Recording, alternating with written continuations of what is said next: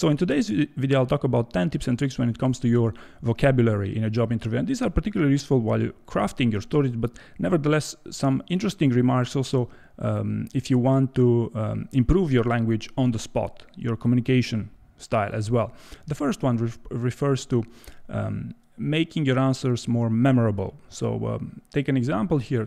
Talking about failure. I managed the software which soon after launch got some big bugs and had to reverse it.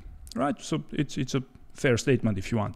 Now, if you say I managed the software which soon after release got some big bugs and it was an embarrassing moment. We had to roll back changes. Right? So you can notice that it's a lot more memorable by saying that it was embarrassing. Right, so this is the tip number one. The second one refers to simplicity and sending the right message, highlighting the right message. Let's take the following sentence. In order to remove ambiguity, I built a spreadsheet with the data. Now, what if instead of this you say, in order to remove ambiguity, I built a basic spreadsheet or a simple spreadsheet or a complex spreadsheet. So don't just say you threw in a spreadsheet there. Say what type of spreadsheet it was, because it will help you to better communicate, to better send your message in a job interview. Third example, let's say you're getting asked, how would you deal with unclear specs in a request? And you'd say, I start by focusing on gathering data. What if instead of this, you say, right from day one, I'll start by focusing on the data. So instead of saying I'll start or right from the start, say from day one, I'll do this, right? This will sell better.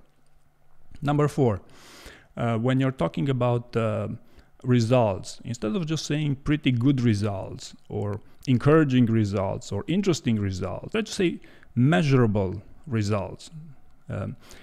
It sells better to say you're data-driven than, I don't know, you said some more ambiguous adjective there, some interesting results if you want. So number 5, this would be a series of objectives that I also linked a document in the video description if you want to improve your overall communication style. So instead of saying I responded very fast, you could say I responded swiftly.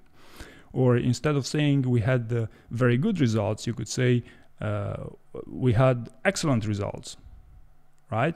Number 7, it was very important to find out.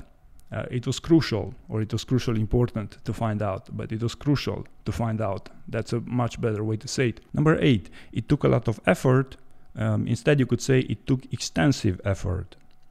Number 9, this is specifically for sales roles. So I want you to notice here the slightly different nuancing.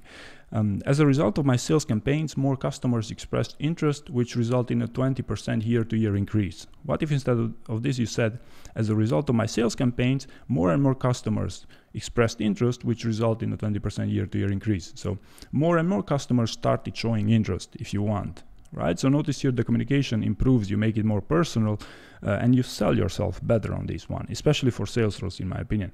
And last but not least, when you're saying that you're running an extensive analysis over data or something, instead of saying I had to review the data extensively, or I had to get into the nitty-gritty of things, you could simply say I had to dive deep, right? And of course, this is an Amazon leadership principle here, but even if you're applying for an Amazon role, I believe that's still an expression that's very much worthwhile considering in your vocabulary. So these were my 10 tips and tricks, and hopefully you found them interesting, and thank you very much for watching.